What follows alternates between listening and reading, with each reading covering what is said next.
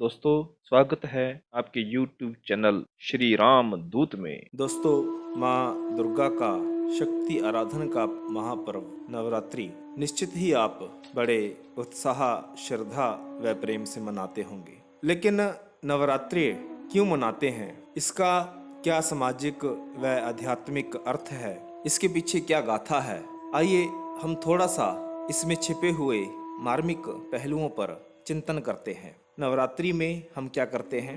9 दिन घर में माता रानी का आसन सजाकर कलश की स्थापना करके और कलश के इर्द गिर्द जौ की खेती करते हैं। निरंतर 9 दिन उपवास रखते हुए, लहसुन प्याज का परित्याग करते हुए, मांस मदिरा से दूर होकर हम एक तपस्वियों की भांति 9 दिन विचरण करते हैं। और ठीक 10वीं के दिन हम पूजा की इतिश्री करते हुए 10वीं का पूजन करते हैं और खूब सुंदर पकवान व मीठा बनाते हैं। क्यों?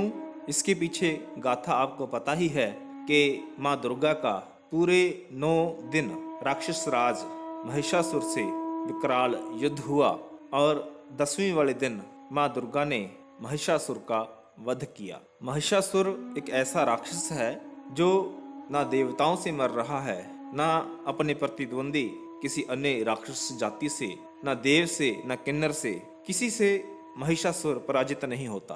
और उसको एक वरदान ऐसा है कि जैसे ही उसका सिर काटा जाए और उसका रक्त धरा पे कहीं भी गिरे, रक्त की प्रत्येक बूंद के साथ एक नया महिषासुर उत्पन्न हो जाता है। अंततः माँ दुर्गा अपने खप्पर में महिषासुर के रक्त को समेटती हैं और धरा पे नहीं गिरने देती और महिषासुर का वध करके समस्त धरा को उसके आतंक से मुक्त करवाती हैं। अब इसका आध्यात्मिक अर्थ समझते हैं। नवरात्रि शब्द ऐसा प्रतीत होता है जैसे यह त्योहार, यह पर्व रात्रि में मनाया जाने वाला हो। लेकिन आप देखेंगे संसार में कहीं भी माँ दुर्गा की पूजा रात्रि काल में नहीं की जा रही। दिन में ही हम व्रत रखते हैं, पूजा पाठ करते हैं, फिर सो जाते हैं। तो इसका अर्थ फिर क्या हुआ? आध्यात्मिक दृष्टिकोण हमें शरीर के भीतर आंतरिक जगत की ओर संकेत कर रहा है। हमारे शरीर में 9 द्वार होते हैं, 2 आँखों के, 2 कानों के, 2 नासिका छिद्र, 1 मुख का और 2 उत्सर्जन और प्रजनन की क्रिया होती है। हम मल त्याग करते हैं। जब तक इन 9 द्वारों में हम मस्त हैं, खोए हुए हैं, इन्हीं के द्वारा संसार में विचरण करते हैं, समझिएगा कि हम अंधकार में हैं, हम रात्रि में विचरण कर रहे हैं। क्यों?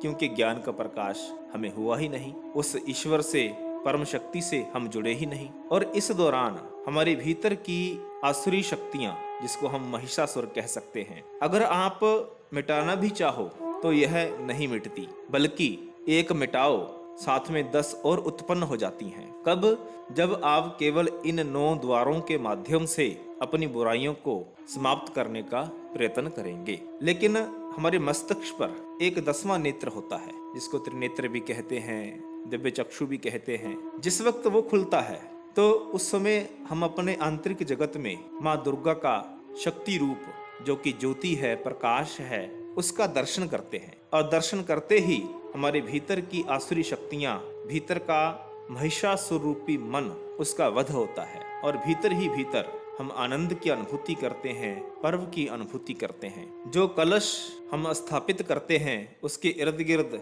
9 दिन तक जो जौ की खेती बढ़ रही थी, ठीक 10वें दिन हम सिर पे उठाकर उसे जल प्रवाह कर देते हैं। अर्थात जब तक 9 द्वारों में हम विचरण करते रहे, हमारे कर्मों की खेती बढ़ती रही।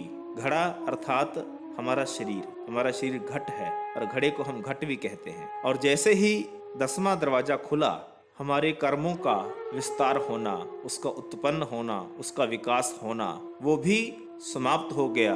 और हमने जल प्रवाह, कौन सा जल प्रवाह?